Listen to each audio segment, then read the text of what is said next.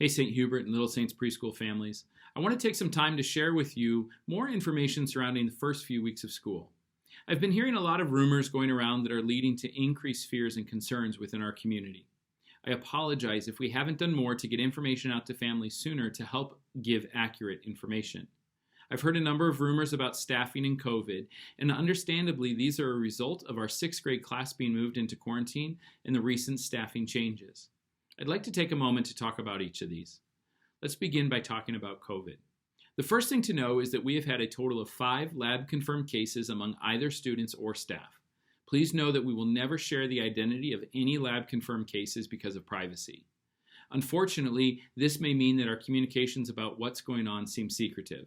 This is not our intention in any way, shape, or form.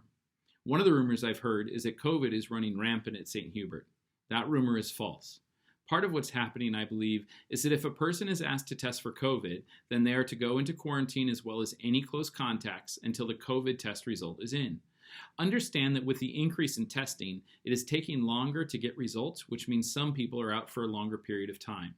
We've also noticed that doctors are asking for COVID tests much more frequently.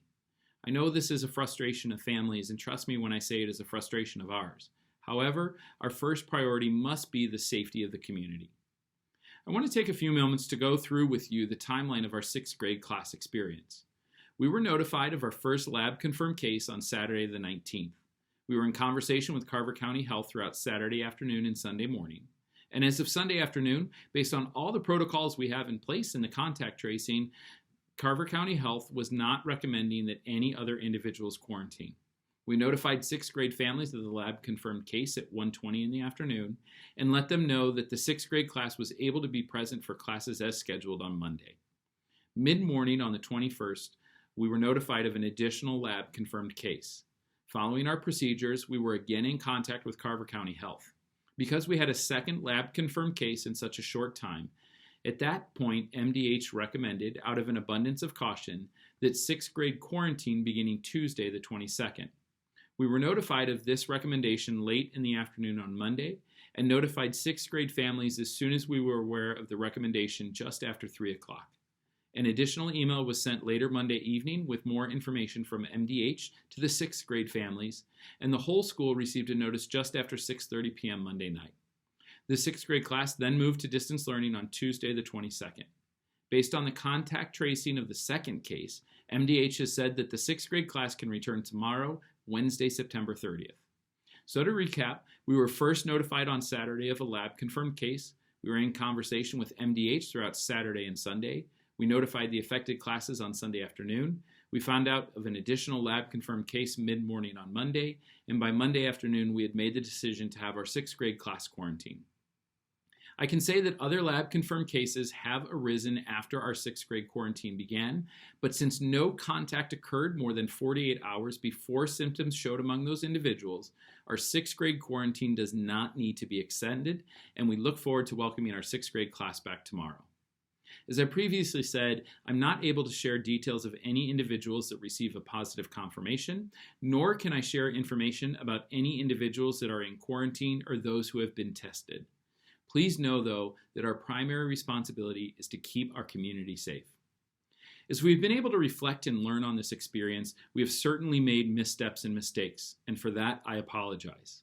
As a community, and this includes staff and students, we need to do better in upholding our safety protocols.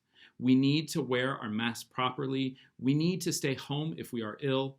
We need to wash our hands frequently. We need to keep our distance, and we need to remind each other of these expectations. We have spent so much time and energy as a community to make our return to in-person learning possible that the mistakes of some cannot be allowed to jeopardize the experience for all. Please know that we will continue to expect all staff and students to be diligent in their observation of these protocols. As we started the year, I instructed our staff to provide gentle reminders and not issue any disciplinary consequences for students that violate our expectations. And I followed suit with gentle reminders for our employees. However, we all know the expectation and must hold each other accountable in new ways. And so I've told staff that they may begin to issue consequences for frequent violators, just as I will be doing with employees. That's the extent of what's been going on with COVID at St. Hubert. Yes, we have had 5 lab-confirmed cases. Yes, we have had other students and staff with illnesses that have not been COVID. Yes, we will continue to have students and staff that get sick and have to stay home. We will have individuals who have to get tested for COVID and go into quarantine until the results come back. Yes, we will keep notifying families if there is a lab-confirmed case that requires a class or grade to quarantine. What I ask for is your patience as we learn how this process will work and how we can better respond. Again, I know this is new for everyone and brings a lot of frustration and anxieties. I share in your concerns and know that we will do what we can to respond to the best of our abilities. Next, I want to talk a little bit about staffing. We knew going into this year that COVID-era education and all that is involved would present challenges and changes. Many of you have experienced changes within your own work environments as a result of COVID restrictions. As of today, we have had 2 staff members choose to pursue other opportunities, Mr. Zaski and Mrs. Cornwell. Mr. Zaski has chosen to pursue an opportunity as a high school social studies teacher, and Mrs. Cornwell has chosen to pursue an opportunity as a long-term substitute. Both are moving to public school districts and out of the Catholic school system. Mrs. Yazvek is an excellent teacher who is certified in social studies, so it was a natural fit for her to take over the social studies position. This resulted in a domino effect of then needing to fill Mrs. Yazvek's old role. Mrs. Dewick, who has her master's in English, is our new vocabulary teacher and is a fantastic addition to the SHS faculty. Mrs. Hess in 5th grade was admirably working to teach remotely to begin this year. After a couple of weeks of regular discussions, we came to the conclusion that our 5th grade students are not being served in the best way possible with the current setup. As a result, we are now looking for an in-person 5th grade teacher to teach Mrs. Hess's students. Another shift is that Ms. Rolfe moved to 1st grade this year. As a result of that move, our elementary resource teacher position had been open. Mrs. Olson in 2nd grade has a great deal of experience and a strong background in resource support. However, we could not move her into this role until we had a suitable replacement. I'm happy to say we've been able to find a qualified teacher in Mrs. Crush who will begin Monday, October 5th. This shift will allow us to again offer our resource support for our elementary students while still meeting the needs of our 2nd grade students. So to recap, Mrs. Yazvek is our 7th and 8th social studies teacher. Mrs. Dewick is our new 6th through 8th vocab and resource support teacher. Mrs. Olson is going to be our K through 3 resource support teacher, and Mrs. Crush will be our new 2nd grade teacher.